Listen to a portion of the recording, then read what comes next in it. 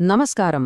ప్రపంచంలోనే అత్యంత శక్తివంతమైన దేశం ఉన్నట్టుండి తన మిత్రుల్ని వదిలేస్తే పరిస్థితి ఎలా ఉంటుంది? ఒక్కసారి ఊహించుకుందాం.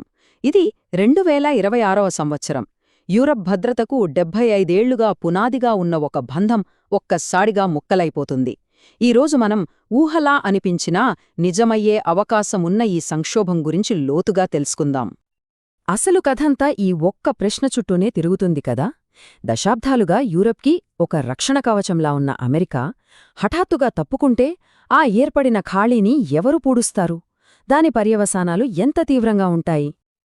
ఈ సంక్లిష్టమైన పరిస్థితిని అర్థం చేసుకోవడానికి మనం ఈ కథను 6 భాగాలుగా చూద్దాం.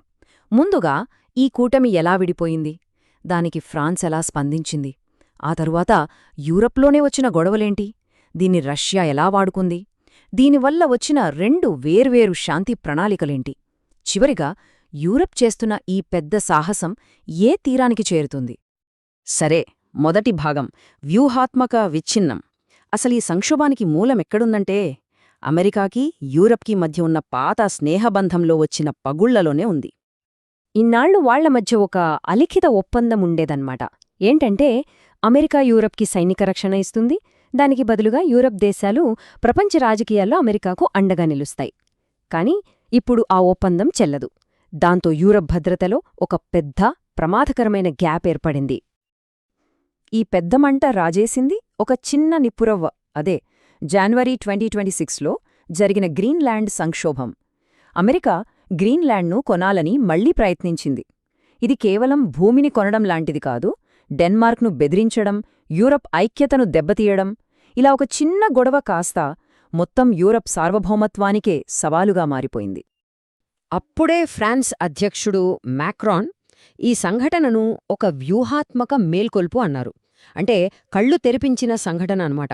ఇకపై అమెరికాను గుడ్డిగా నమ్మలేం, మన కాళ్లమీద మనం నిలబడాల్సిన టైమొచ్చిందని యూరప్ నాయకులకు మోగిన ఒక హెచ్చరిక గంట ఇది. ఒకవైపు ఇదంతా జరుగుతుంటే మరోవైపు యూరప్ సరిహద్దుల్లో యుక్రెయిన్ యుద్ధం భీకరంగా సాగుతోంది. దానికంటే పెద్ద షాక్ ఏంటంటే అమెరికా రష్యాతో రహస్యంగా శాంతి చర్చలు జరుపుతోందనే వార్తలు బయటకొచ్చాయి. తమ భవిష్యత్తును నిర్ణయించే చర్చల్లో తమకే చోటు లేకుండా పోతోందేమోనన్న భయం యూరప్ను చుట్టుముట్టింది. ఈ భయం, అనిశ్చితి మధ్యలోంచి ఫ్రాన్స్ అధ్యక్షుడు మాక్రాన్ ఒక సాహసోపేతమైన ప్రణాళికతో ముందుకొచ్చారు. దాని పేరే యూరోపియన్ విధానం. ఇది దాదాపు అమెరికా నుంచి స్వాతంత్ర్యం ప్రకటించుకున్నట్టే.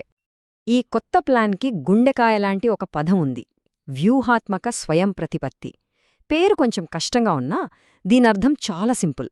ఇకపై మా రక్షణ నిర్ణయాల కోసం వాషింగ్టన్ వైపు చూడబోము, మా భద్రత స్టీరింగ్ మా చేతుల్లోనే ఉంటుంది అని చెప్పడమే ఇది.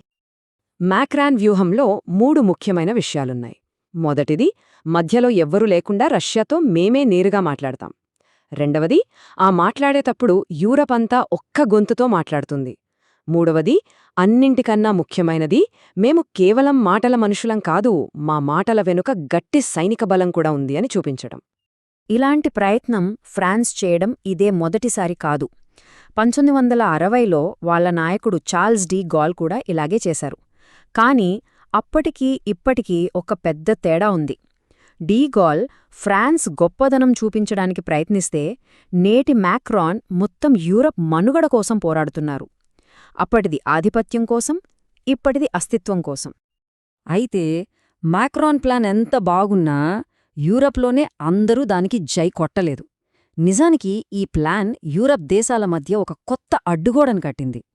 ముఖ్యంగా రష్యాకు దగ్గరగా ఉన్న తూర్పు యూరోపియన్ దేశాలు ఈ ప్రతిపాదనను గట్టిగా వ్యతిరేకించాయి. యూరోపియన్ యూనియన్ ప్రతినిధి కాజా కల్లాస్ అన్నట్లు, రష్యాతో ఎవరు మాట్లాడతారో డిసైడ్ చేసే ముందు అసలు ఏం మాట్లాడాలో మనందరం కలిసి నిర్ణయించుకోవాలి. వాళ్ల ఉద్దేశంలో ముందు మనలో మనకు ఐక్యత లేకుండా రష్యాతో మాట్లాడితే అది ఆత్మహత్య చేసుకున్నట్టే. ఇక్కడే యూరోప్లో 2 వర్గాలు స్పష్టంగా కనిపించాయి. ఫ్రాన్స్ లాంటి దేశాలు ముందు మాట్లాడదాం, సమస్యను దౌత్యంతో పరిష్కరిద్దాం అంటున్నాయి. కాని రష్యా దాడులను ఎదుర్కొన్న బాల్టిక్, తూర్పు యూరోపియన్ దేశాలు మాత్రం ముందు సైనిక శక్తిని పెంచుకుందాం, ఆ తర్వాతే చర్చలు అంటున్నాయి. ఆలోచనా విధానంలోనే ఇంత తేడా ఉందన్నమాట. యూరప్లో జరుగుతున్న ఈ గందరగోళం, ఈ గొడవ రష్యాకు ఒక పెద్ద అవకాశంగా మారింది. ఈ చీలికలను తమకు అనుకూలంగా మార్చుకోవడానికి క్రెమ్లిన్ ఒక పక్కా ప్లాన్ వేసింది. రష్యా ఇక్కడ చాలా తెలివైన డబుల్ గేమ్ ఆడింది.